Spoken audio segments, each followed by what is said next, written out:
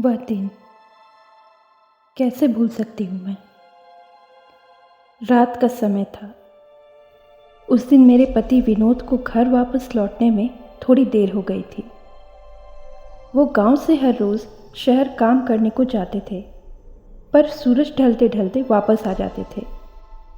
पर पता नहीं क्यों आज अभी तक वो वापस नहीं आए थे और मेरी सास अपने भाई के घर गई हुई थी।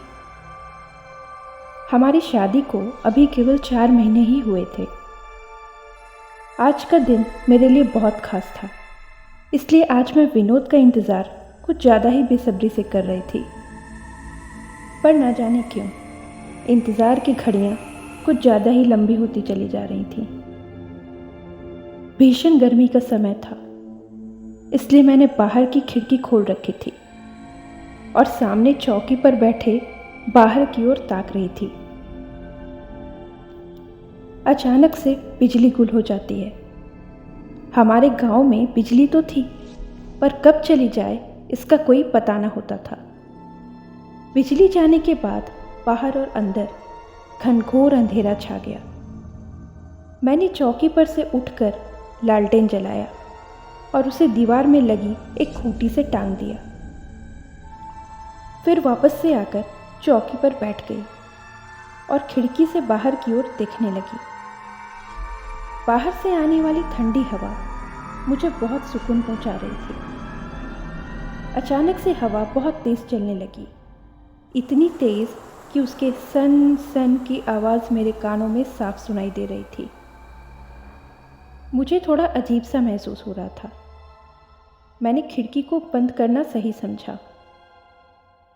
मैं चौकी से उठकर खिड़की को बंद करने खिड़की के पास गई। मैंने खिड़की का एक पल्ला बंद किया ही था कि अचानक से मुझे एक बच्चे की खेलने की आवाज़ सुनाई दी। मेरी नज़रें बाहर इधर उधर घूमने लगी। मैं उस बच्चे की आवाज़ साफ साफ सुन पा रही थी, इसलिए मुझे थोड़ा आश्चर्य हो रहा था, क्योंकि उस वक्त बाहर घनघोर अंधेरा था और कोई भी दिखाई नहीं दे रहा था। ऐसे में कोई बच्चा वहाँ कैसे हो सकता है?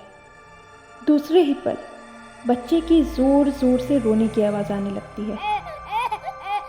फिर से मेरी नज़र इधर उधर उस बच्चे को ढूंढने लग गई, पर बाहर कोई भी न था। बच्चे के रोने की आवाज़ सुनकर मेरा मन बहुत बेचैन हो रहा था। तभी एक औरत की आवाज़ आई, जो कि रोती हुई बोल रही थी, बचा लो मेरे बच्चे को, बचा लो मेरे बच्चे को। वह ज़ोर ज़ोर से रोई जा रही थी। औरत और बच्चे की रोती हुई आवाज़ सुन सुनकर मेरा मन बहुत घबरा रहा था।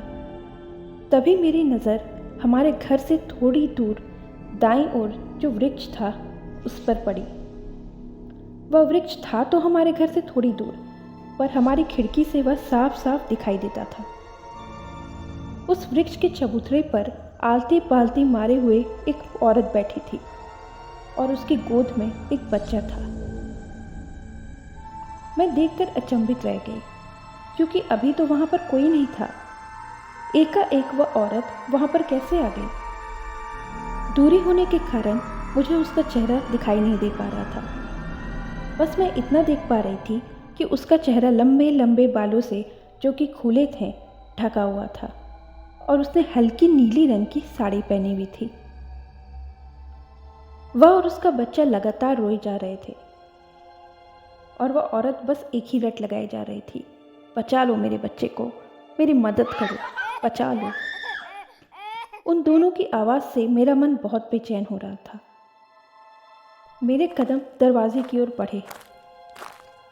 मुझे लगा मुझे उनकी मदद करनी चाहिए, शायद वह किसी मुसीबत में है। मैंने अपना दाहिना हाथ ऊपर दरवाजे की छिटकिनी खोलने को बढ़ाया, पर ना जाने क्यों मैंने अपने आप को रोक लिया। फिर मैं झट से खिड़की के पास आई।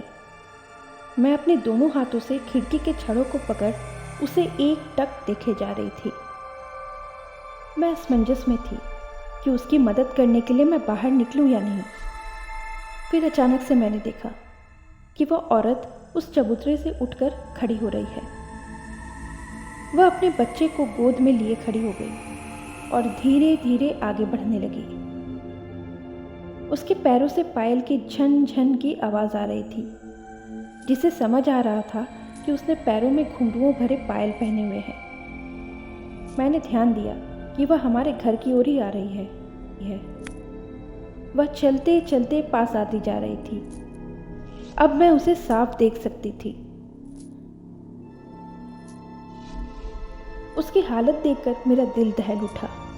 उसके पेट से लेकर उसके पैरों तक वह खून से लथपथ थी। अब मैं उसके चेहरे को साफ देख पा रही थी। वह दिखने में अत्यंत भयावह थी। झुर्रियों से भरा चेहरा, पीले दांत और लाल और गुस्से से भरी बड़ी बड़ी आंखें। उसके हाथ और जिस कपड़े में उसने अपने बच्चे को लपेट रखा था, दोनों खून से सने थे। वह हमारे घर की तरफ बढ़ते हुए मुझे ही देखे जा रही थी और बस अपने बच्चे को बचाने की रट लगाए हुई थी। उस शांत वातावरण में उसके और उसके बच्चे की रोने की आवाज़ और साथ में उसके पायल की आवाज़ गूंज रही थी, जो कि मेरे मन को अशांत कर रही थी। मेरा दिल डर के मारे ज़ोर ज़ोर से धक धक कर रहा था। मैंने डर के कारण अपनी आंखें बंद कर ली। अब मेरा मन कह रहा था कि कुछ तो गड़बड़ है।